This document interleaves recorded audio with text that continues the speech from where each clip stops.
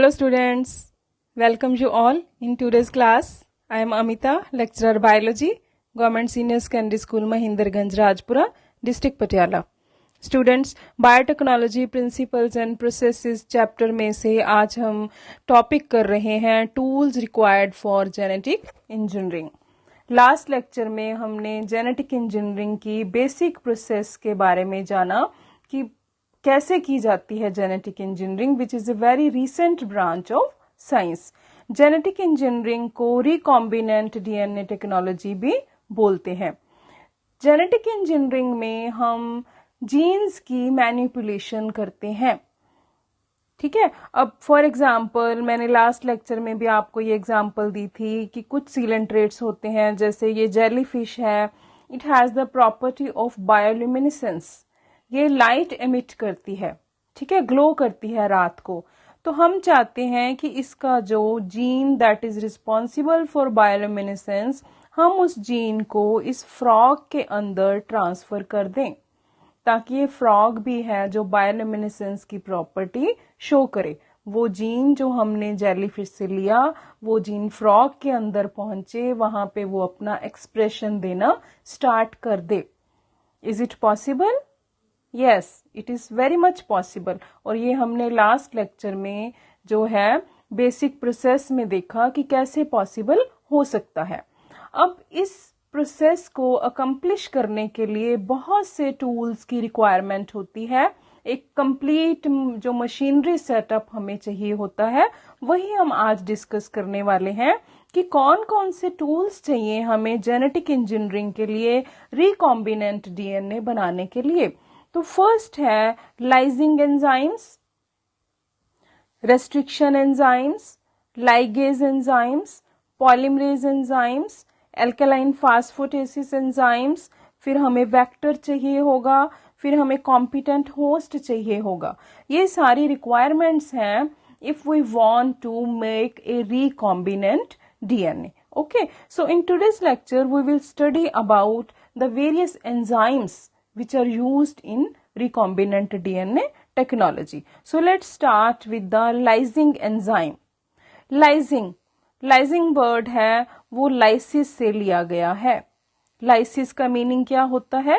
Break करना, किसी भी चीज को ब्रेक करना, ठीक है। अब अगर हमने जीन ऑफ इंटरेस्ट लेना है to make a recombinant DNA, तो हमारा सोर्स क्या है, ठीक है। क्या हम वो gene of interest plant cell से ले रहे हैं, ठीक है। हम अपना जीन ऑफ इंटरेस्ट कहां से ले सकते हैं? प्लांट से ले सकते हैं, ठीक है। या हम अपना जीन ऑफ इंटरेस्ट किसी बैक्टीरिया से ले सकते हैं, या हम ईस्ट सेल है फंगस से ले सकते हैं, या हम किसी एनिमल सेल में से जीन ऑफ इंटरेस्ट ले सकते हैं। ये हमारे वेरियस सोर्सेज ऑफ डीएनए हैं, ठीक है। अब प्लांट सेल की अगर हम बात करें तो डीएनए कहाँ होता है? न्यूक्लियस में, ठीक है। किसी भी सेल का डीएनए न्यूक्लियस में होता है एक्सेप्ट प्रोकैरियोट्स, ठीक है, जिसमें डीएनए स्कैटर्ड होता है साइटोप्लाज्म में। प्लांट सेल से हमें डीएनए लेना है तो हमें इसकी सेल वॉल ब्रेक करनी पड़ेगी। अब ये जो प्लांट सेल, ठीक है, बैक्टीरियल सेल और फंगल सेल, इनकी तो सेल मेम्ब्रेन के अलावा एक एक्स्ट्रा लेयर होती है सेल वॉल, हमें उसका लाइसिस करना पड़ेगा, उसको ब्रेक करना पड़ेगा। पहले हम सेल वॉल ब्रेक करेंगे, फिर उसके बाद क्या आ जाएगी? सेल मेम्ब्रेन आ जाएगी, ठीक है। फिर हमें उस सेल मेम्ब्रेन को ब्रेक करना होगा, ठीक है। तो अब सेल वॉल की जो कंपोजिशन है वो डिफरेंट है इन डिफरेंट सेल्स, तो हमें डिफरेंट टाइप के एंजाइम्स चाहिए सेल वॉल को ब्रेक करने के लिए। अब प्लांट सेल है, फॉर एग्जांपल फंगल सेल है, हमने फंगल सेल में से डीएनए लेना है, तो फंगस का जो सेल है उसकी सेल वॉल काइटिन की बनी होती है, ठीक है। तो हमें काइटिनेस एंजाइम लेना पड़ेगा। उसके बाद जब हमने सेल वॉल ब्रेक कर दी तो सेल मेम्ब्रेन है, cell membrane is made up of lipids and proteins, तो हमें प्रोटीएस एंजाइम चाहिए होंगे, लाइपेस एंजाइम चाहिए होंगे। प्लांट सेल है तो सेलुलोज की सेल वॉल बनी होती है, हमें सेलुलेज एंजाइम चाहिए सेल वॉल को ब्रेक करने के लिए। फिर पैक्टिन भी होता है प्लांट सेल में, पैक्टिनेस एंजाइम भी चाहिए। लाइपेज एंड प्रोटीज तो हर एक सेल को ब्रेक करने के लिए चाहिए, क्योंकि सेल मेम्ब्रेन तो हर एक सेल की होती है, that is made up of lipids, phospholipids and proteins. Bacterial cell wall थोड़ी सी डिफरेंट होती है, पेप्टाइडोग्लाइकिन की बनी होती है। तो लाइजोजाइम्स होते हैं जो बैक्टीरियल सेल वॉल को डिजनरेट कर सकते हैं। तो हम लाइजोजाइम्स लेंगे if we want to take the DNA from a bacterial cell. Animal cell है तो एनिमल सेल में तो सिर्फ सेल मेम्ब्रेन है, तो उसके लिए हमें लाइपेज चाहिए एंड प्रोटीज एंजाइम्स चाहिए, ताकि हम सेल मेम्ब्रेन को ब्रेक करके उसके बाद न्यूक्लियस मेम्ब्रेन को भी ब्रेक करें, that is also made up of lipids and proteins. Okay, इसके अलावा राइबोन्यूक्लियस एंजाइम भी चाहिए होते हैं, आरएनएस भी चाहिए होते हैं टू डाइजेस्ट द आरएनए। हालांकि ये लाइसिंग एंजाइम नहीं है, बाकी उसमें शुगर है और भी जो कंपाउंड्स हैं सेल में, उन सभी को हमें रिमूव करना है। ओनली हमें प्योरिफाइड डीएनए चाहिए, जहां से हमने अपना जीन ऑफ इंटरेस्ट जो है एक्सट्रैक्ट करना है। ओके स्टूडेंट्स, जब हमने अपना डीएनए एक्सट्रैक्ट कर लिया, ठीक है, हमने उसको टेस्ट ट्यूब में एक्सट्रैक्ट कर लिया। ये पिंक कलर इसलिए है क्योंकि मैंने स्ट्रॉबेरी जो है प्लांट सेल का डीएनए जो है वो लिया है। अब हमें डीएनए को प्रेसिपिटेट करना है। उसके लिए हम क्या करेंगे, इस जो सॉल्यूशन है इसमें हम चिल्ड एथेनॉल डाल देंगे। चिल्ड एथेनॉल से क्या होगा, जो हमारा जो डीएनए है इसमें वो उसके पीपीटीज बन जाएंगे, प्रेसिपिटेट हो जाएगा। और फिर हम, जैसे आप नूडल्स खाते हो तो फॉर्क के साथ आप नूडल्स को रोल कर लेते हो, रिंग्स बनते हैं, उसी तरह से हम कोई वुडन फॉर्क डाल के इसमें से ये जो आप देख रहे हो व्हाइट व्हाइट, ये डीएनए हमारा जो है एक्सट्रैक्ट हो जाता है। सो इसको बोलते हैं स्पूलिंग ऑफ डीएनए। कैसे करते हैं? अब स्टूडेंट्स, हमने अपना डीएनए जो है एक्सट्रैक्ट कर लिया।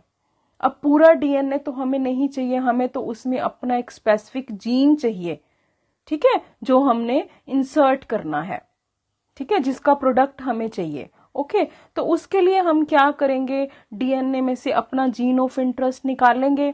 वो कैसे निकालेंगे, उसके लिए हमें डीएनए को काटना पड़ेगा। उसके लिए हम यूज करेंगे रेस्ट्रिक्शन एंजाइम्स, ठीक है। इनको कटिंग एंजाइम्स कहते हैं क्योंकि डीएनए को काट रहे हैं ये, इसीलिए इनको मॉलिक्यूलर सीजर्स भी बोलते हैं, ठीक है। डीएनए को कट करते हैं ये, और ये बैक्टीरिया में पाए जाते हैं। वेरी इंपॉर्टेंट, बैक्टीरिया में बहुत टाइप के रेस्ट्रिक्शन एंजाइम्स होते हैं। और ऐसा नहीं है कि ये जो रेस्ट्रिक्शन एंजाइम है जहां से इनका दिल करेगा कट कट कट ये डीएनए को कट कर देंगे। नो, ये कुछ स्पेशल सीक्वेंस होती हैं, कुछ साइट्स होती हैं जिनकी इनको पहचान होती है। उन्हीं साइट्स पे जाके ये डीएनए को कट कर सकते हैं, ठीक है। और ये फास्फोडाइएस्टर बॉन्ड होता है जो न्यूक्लियोटाइड्स के बीच में, वहां से कट करते हैं, न्यूक्लियोटाइड्स को सेपरेट करते हैं, जीन ऑफ इंटरेस्ट को निकालते हैं। आपको ये याद रखना है कि जो रेस्ट्रिक्शन एंजाइम्स हैं वो कौन सा बॉन्ड क्लीव करते हैं, फास्फोडाइएस्टर बॉन्ड। ओके, अब आगे हम देखते हैं थोड़ा सा इनकी हिस्ट्री के बारे में कि जो रेस्ट्रिक्शन एंजाइम्स हैं बैक्टीरिया में कैसे मिले। इन 1963 कुछ साइंटिस्ट ने ये नोटिस किया कि बैक्टीरिया के अंदर एक नहीं दो कॉम्प्लेक्स डिफेंस मैकेनिज्म है जो बैक्टीरिया को अगेंस्ट एनी पैथोजन प्रोटेक्ट करते हैं। एक है मिथाइलेटेड सिस्टम, एक है एंडोन्यूक्लियस सिस्टम। ये दोनों सिस्टम बैक्टीरिया ने डेवलप किए हैं बाय नेचर अपने आप को डिफेंस करने के लिए। अब हम थोड़ा देखते हैं कि ये सिस्टम क्या है, ठीक है। Let's draw a bacterial cell, ठीक है। Just I am drawing the outline. ये हमारा क्या है, बैक्टीरियल डीएनए है, ठीक है। सपोज इस बैक्टीरिया को किसी फेज ने, ठीक है, किसी वायरस ने अटैक कर दिया और इस वायरस ने अपना जेनेटिक मटेरियल बैक्टीरिया के अंदर इंसर्ट कर दिया। अब यहां पे बैक्टीरिया का जो डिफेंस सिस्टम है, ठीक है, मिथाइलेटेड डिफेंस सिस्टम, ठीक है, एंड एंडोन्यूक्लियस डिफेंस सिस्टम, वो एक्टिव हो गया जैसे ही फॉरेन कोई मटेरियल बैक्टीरिया के अंदर एंटर किया। अब ये जो एंडोन्यूक्लियस है ये स्पेशल सीक्वेंस को पहचानते हैं। इन्होंने सपोज हम यहाँ जो है डीएनए तो क्या है, DNA RNA made up of sequences, deoxyribonucleotides and ribonucleotides की सीक्वेंस होती हैं। सपोज ये एंडोन्यूक्लियस एजी सीक्वेंस को पहचानता है। जैसे ही डीएनए आया, आरएनए आया वायरस का, तो इसने ए एंड जी सीक्वेंस की पहचान की और इनकी तरफ भागने लगा इनको काटने के लिए। और इसने क्या किया, ए जी जो स्पेशल सीक्वेंस थी जहां भी इसको दिखी इसने डीएनए के फ्रैगमेंट्स कर दिए। अब जो वायरल डीएनए था या आरएनए था वो अब बैक्टीरिया को कोई नुकसान नहीं पहुंचा सकता। ठीक है, बैक्टीरिया ने अपने आप को जो है डिफेंड कर लिया। लेकिन प्रॉब्लम यहाँ पे क्या आई कि ये जो एंडोन्यूक्लियस है ये क्या करता है, जो इसके अपना ही जो बैक्टीरियल डीएनए है उसमें भी तो एजी सीक्वेंसेस होंगी, ये उसकी तरफ भी भागने की कोशिश करता है कि मैं इनको भी कट करता हूं। ठीक है, अगर ऐसा होए तो ये तो सुसाइडल अटैक हो गया कि अपने ही डीएनए को कट करने लग गया। तो इससे पहले कि ये एंडोन्यूक्लियस बैक्टीरियल डीएनए की सीक्वेंसेस को कट करे, जो हमारा डिफेंस सिस्टम है बैक्टीरिया का वो जाता है फटाफट, इससे पहले भाग के जाता है और ए या जी जो सीक्वेंस को ये पहचानता है एंडोन्यूक्लियस, उनके साथ ये किसी एक के साथ मिथाइल ग्रुप अटैच कर देता है। इसीलिए हमने बोला मिथाइलेटेड डिफेंसिव मैकेनिज्म। जैसे ही इसने मिथाइल ग्रुप अटैच किया, अब डीएनए है, अब जो एंडोन्यूक्लियस है वो वहां पे नहीं जाएगा क्योंकि उसको पहचान ही नहीं आएगी। वो सोचेगा ये तो मिथाइल ग्रुप है, ठीक है, और वो तो ए और जी को पहचान सकता है। सो मिथाइलेटेड डिफेंसिव मैकेनिज्म से भी बैक्टीरिया अपना डिफेंड करते हैं अगेंस्ट पैथोजेंस। ठीक है, अब हम बात करते हैं रिकॉम्बिनेंट टेक्नोलॉजी में हमने ये जो एंडोन्यूक्लियसेस हैं इनका मैक्सिमम फायदा उठाया। हमने बैक्टीरिया में से ये एंडोन्यूक्लियसेस जो हैं इनको एक्सट्रैक्ट कर लिया। बहुत से अराउंड 900 के करीब एंडोन्यूक्लियसेस हैं जो हमने डिफरेंट स्ट्रेन्स ऑफ बैक्टीरिया से एक्सट्रैक्ट किए हुए हैं। क्लियर। अब चलो हम देखते हैं। अब इनको नाम दिया गया रेस्ट्रिक्शन एंजाइम। रेस्ट्रिक्शन अब आप समझ सकते हो क्योंकि ये बैक्टीरिया, ये जो एंजाइम्स हैं बैक्टीरिया को प्रोटेक्ट करते हैं, उनमें जो हार्मफुल पैथोजेंस की ग्रोथ को रेस्ट्रिक्ट करते हैं, इसीलिए इनको बोलते हैं restriction enzymes. And they belong to a large group class of enzymes called nucleases, means जो न्यूक्लिक एसिड्स को काट सकते हैं। ठीक है, दो टाइप्स के होते हैं ये रेस्ट्रिक्शन एंजाइम्स, एक्सोन्यूक्लियेसिस एंड एंडोन्यूक्लियेसिस। एक्सोन्यूक्लियेसिस का क्या मतलब है, सपोज हमारे पास ये डबल स्ट्रैंडेड डीएनए है, ये इसके क्या है, बेस पेयर्स हैं, कॉम्प्लीमेंट्री बेस पेयर्स। एंड एक्सोन्यूक्लियेसिस क्या करेगा, जो एट द टर्मिनल एंड्स पे जो न्यूक्लियोटाइड्स हैं उनको काटेगा, जितने भी टर्मिनल पे होंगे, ठीक है, उनको काटता जाएगा। इसीलिए इसको बोलते हैं एक्सोन्यूक्लियेसिस। एंडोन्यूक्लियेसिस क्या करेंगे, वो जो डबल स्ट्रैंडेड डीएनए के मिडल में होंगे नाइट्रोजन बेसिस, यहां से कट करेगा। ठीक है, in the middle of DNA. इसीलिए इन रेस्ट्रिक्शन एंजाइम्स को बोलते हैं हम एंडोन्यूक्लियेसिस। और बायोटेक्नोलॉजी में, रिकॉम्बिनेंट डीएनए टेक्नोलॉजी में एंडोन्यूक्लियेसिस प्ले वेरी इंपॉर्टेंट रोल, ये आपको याद रखना है। ठीक है, सो बायोटेक्नोलॉजी में हम कौन से यूज करेंगे, एंडोन्यूक्लियेसिस रेस्ट्रिक्शन एंजाइम्स यूज करेंगे। ठीक है, अब चलो नोट्स बना लेते हैं हम। Restriction enzymes belong to a class of enzymes called nucleases. They are of two types: exonucleases, which remove nucleotides from the end of DNA, यानी कि terminal ends of DNA. Endonucleases, which remove nucleotides at the specific positions within the DNA. जो position, जो locations की वो पहचान करते हैं बीच बीच में, उसको वो कट करते हैं। सो आपको ये क्वेश्चन भी आता है स्टूडेंट्स, या तो आपको न्यूक्लियसिस पे नोट लिखना आ जाएगा, या question in the form of difference आ सकता है कि differentiate between exonucleases and endonucleases. Okay, अब हमने बोला कि जो एंडोन्यूक्लियसिस हैं they cut the DNA at specific sites. उस साइट्स पे कुछ स्पेशल बेस सीक्वेंसेस हैं जिनको ये एंडोन्यूक्लियसिस पहचानते हैं, इसीलिए इनको बोलते हैं रिकॉग्निशन सीक्वेंसेस। जहां पे वो रिकॉग्निशन सीक्वेंसेस होंगी, हर एक एंडोन्यूक्लियस की अपनी एक रिकॉग्निशन सीक्वेंस है। अगर हमारे पास 20 डिफरेंट रिस्ट्रिक्शन एंडोन्यूक्लियस हैं तो उनकी अपनी एक एक स्पेशल रिकॉग्निशन साइट होगी जिससे वो वहां से डीएनए को कट करेंगे। ओके, अब ये रिकॉग्निशन सीक्वेंसेस कुछ बहुत स्पेशल एंड इंटरेस्टिंग होती हैं। इनको बोलते हैं पैलिंड्रोमिक सीक्वेंसेस। ये ऐसी सीक्वेंसेस होती हैं जिनको हम रीड करें फ्रॉम लेफ्ट टू राइट और फ्रॉम राइट टू लेफ्ट, उनके spellings they read same forward as well as backward. अब जैसे मैं आपको एग्जांपल दूं,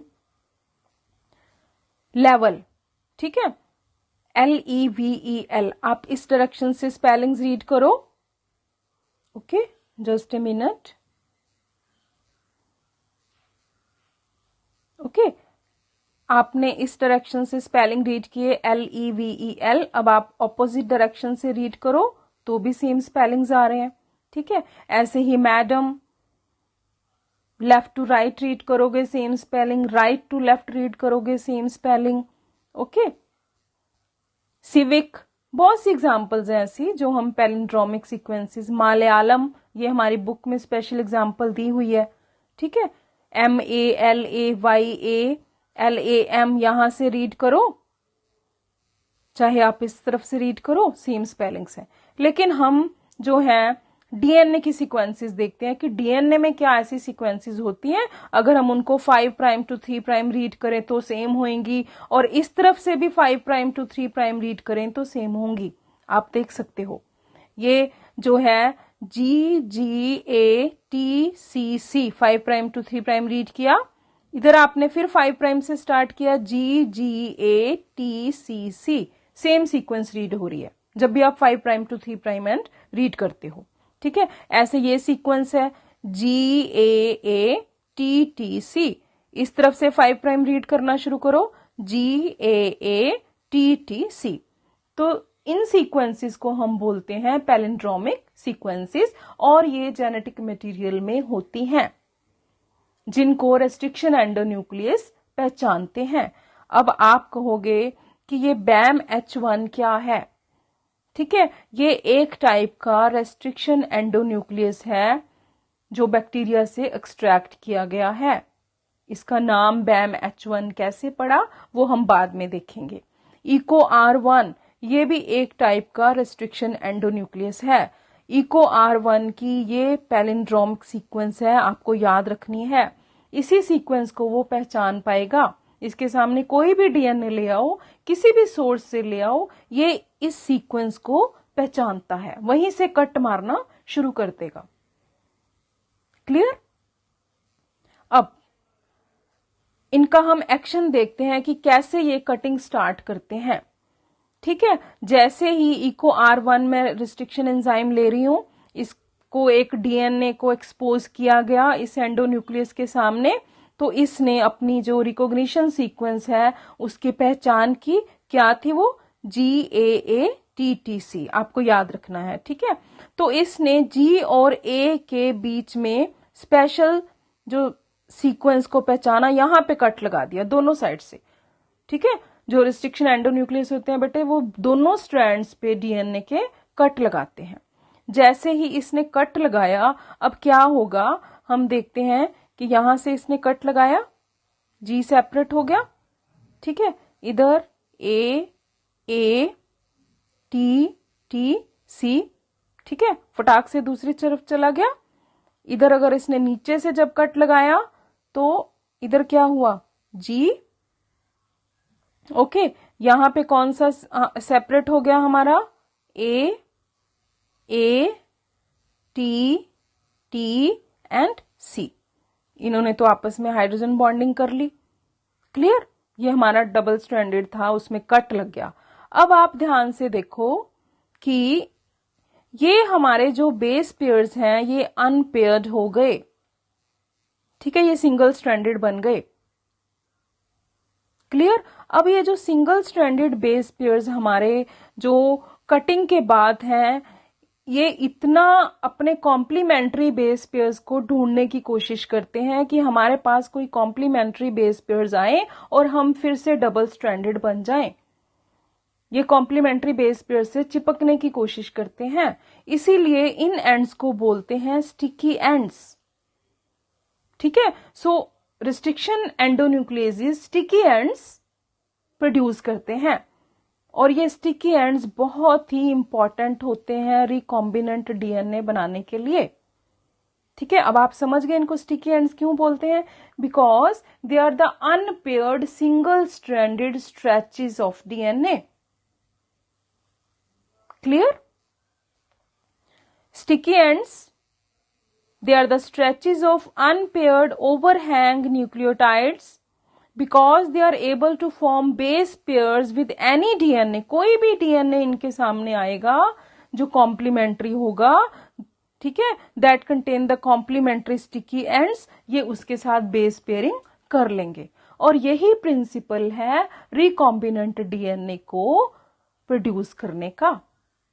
क्लियर, अब ये डायग्राम आपकी बुक में दिया हुआ है, ठीक है, यहां पे अब देखो, पहले तो आप सीक्वेंस पहचानो, ये कौन से रेस्ट्रिक्शन एंडोन्यूक्लियस की सीक्वेंस है, GAATTC। ठीक है, कौन सी है बेटे, इको R1 एंडोन्यूक्लियस की रिकॉग्निशन सीक्वेंस है। अब इको R1 इस डीएनए में भी इसी सीक्वेंस को ढूंढेगा, ये जो हमारा फॉरेन डीएनए है, ठीक है, उसमें भी इसी सीक्वेंस को ढूंढेगा, और जी और ए के बीच में ये कट लगा देगा। दोनों के लिए हमें सेम रेस्ट्रिक्शन एंडोन्यूक्लियस यूज करना है। जब इसने कट लगाया तो इसने स्टिकी एंड्स प्रोड्यूस किए, और स्टिकी एंड्स क्या करते हैं, हमेशा उनकी टेंडेंसी होती है कि हम अपने कॉम्प्लीमेंट्री बेस पेयर्स के साथ क्या करें, बेस पेयरिंग कर लें, और इस तरह से रिकॉम्बिनेंट डीएनए बनता है। This is just to show you a simple diagrammatic explanation कि कैसे स्टिकी एंड से रिकॉम्बिनेंट डीएनए बनाया जाता है। क्लियर स्टूडेंट्स, नाउ अब हम स्टेप वाइज देखते हैं कि रिस्ट्रिक्शन एंडोन्यूक्लियस ने कैसे कैसे कट किया।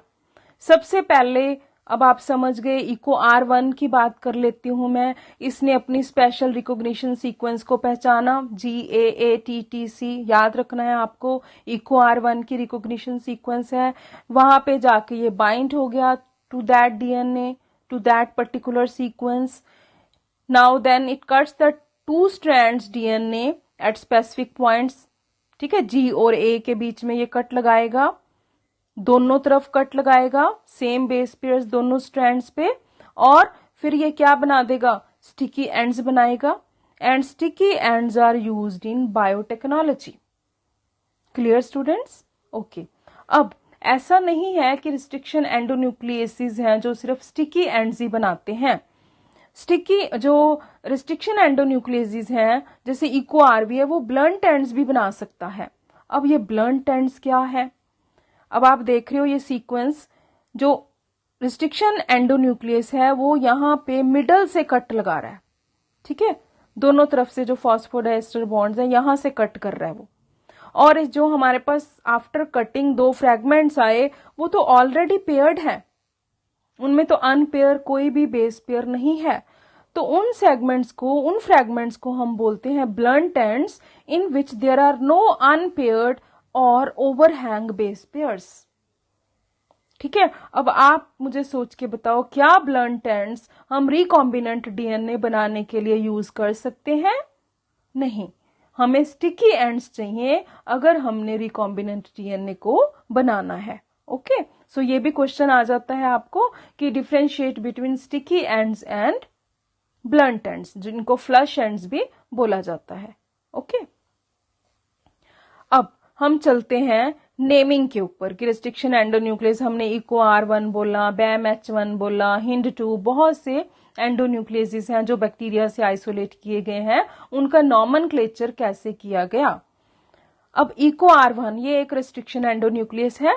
फर्स्ट लेटर है वो जीनस से ली जाती है जिस बैक्टीरिया से इस एंडोन्यूक्लियस को निकाला गया। अब ये इको R1 है तो हमने इसको ई कोलाई बैक्टीरिया से लिया। फर्स्ट लेटर हमने जीनस की ले ली तो हमने ई लिख दिया। Second and third letter from the species, ये सी सेकंड लेटर है, ओ थर्ड लेटर है, तो हमने सी ओ लिख दिया। अब आर क्या है, फोर्थ लेटर है, दैट इज फ्रॉम स्ट्रेन, हमने आर स्ट्रेन ली है। ठीक है, डिफरेंट स्ट्रेन्स होती हैं बैक्टीरिया की। अब रोमन नंबर 1 क्या है, ये रोमन नंबर इंडिकेट करता है कि किस ऑर्डर में कौन सा एंडोन्यूक्लियस एक्सट्रैक्ट किया गया। R1 का मतलब है, 1 का मतलब है कि ये पहला एंडोन्यूक्लियस जो एश्चेरिचिया कोलाई से एक्सट्रैक्ट किया गया। ठीक है, सो 900 के करीब रेस्ट्रिक्शन एंडोन्यूक्लियसिस अराउंड, अगर मैं अब आपको रफ आइडिया दूं तो 230 स्ट्रेन्स ऑफ बैक्टीरिया से आइसोलेट किए जा चुके हैं and they are very important for genetic engineering.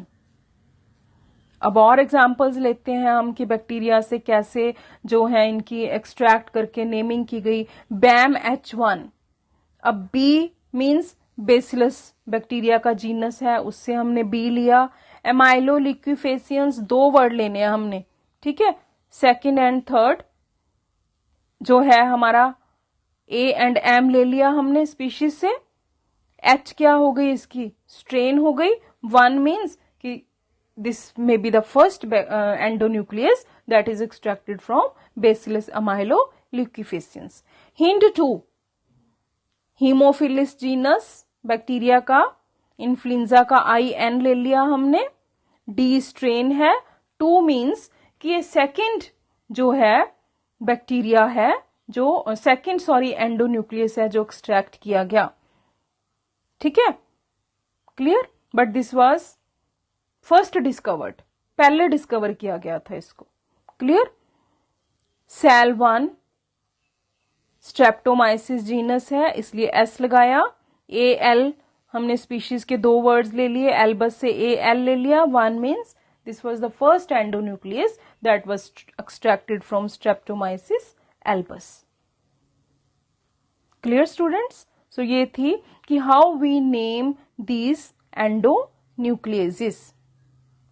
अब लास्ट में बहुत इंपॉर्टेंट एंजाइम है जिसके बिना रिकॉम्बिनेंट डीएनए टेक्नोलॉजी हमारी कंप्लीट नहीं हो सकती, वो है मॉलिक्यूलर गम्स। ठीक है, लाइगेज एंजाइम होते हैं जिनको हम मॉलिक्यूलर गम्स बोलते हैं। अब ऐसे है कि मैं आपको चलो डायग्राम से समझाती हूं। ये हमारे पास डीएनए था, इसको हमने कट किया, कट करके हमने इसमें अपना जीन ऑफ इंटरेस्ट इंसर्ट कर दिया, हाइड्रोजन बॉन्डिंग तो अपने आप हो जाएगी। ठीक है, अब हमें इनको जोड़ना है। फास्फोडाइएस्टर बॉन्ड जो हमने ब्रेक किए थे वो हमने फिर से लगाने हैं, तो उसके लिए हम डीएनए लाइगेज का यूज करेंगे। वो इनकी यहाँ पे क्या कर देगा, इनको जोड़ देगा, जैसे गम से हम किसी चीज को जोड़ते हैं। सो ये काम है डीएनए लाइगेज का। Clear, so that is why they are called molecular gums. Okay, 2 enzymes और अभी हम डिस्कस कर लेते हैं, alkaline phosphatase and DNA polymerase. Alkaline phosphatase क्या होते हैं स्टूडेंट, सपोज हमने इस प्लाज्मिड में से, ठीक है, हमने इसको एंडोन्यूक्लियस से कट किया, ये इसका 3 एंड है। ठीक है, 3 प्राइम एंड जिसपे OH होता है, 5 प्राइम एंड जिसपे फॉस्फेट होता है। अब इसकी टेंडेंसी क्या होगी कि मैं फिर से रीज्वाइन कर जाऊं, तो रीज्वाइनिंग जो है दोबारा ना हो सके उसके लिए हम इसके जो टर्मिनल फॉस्फेट ग्रुप है उसको काट देते हैं with the help of alkaline phosphatase. Clear. और डीएनए पॉलीमरेजेस, इसके बारे में तो आपको पता है, पॉलीमरेज क्या करता है, डीएनए की कॉपीज बनाता है। ठीक है, एप्लीकेशन में हमने डिटेल में किया था इस एंजाइम का क्या फंक्शन है। तो जो हमने अपना जीन ऑफ इंटरेस्ट लिया है उसकी जब कॉपीज बननी है तो उसके लिए हमें डीएनए पॉलीमरेज एंजाइम्स की आवश्यकता होगी।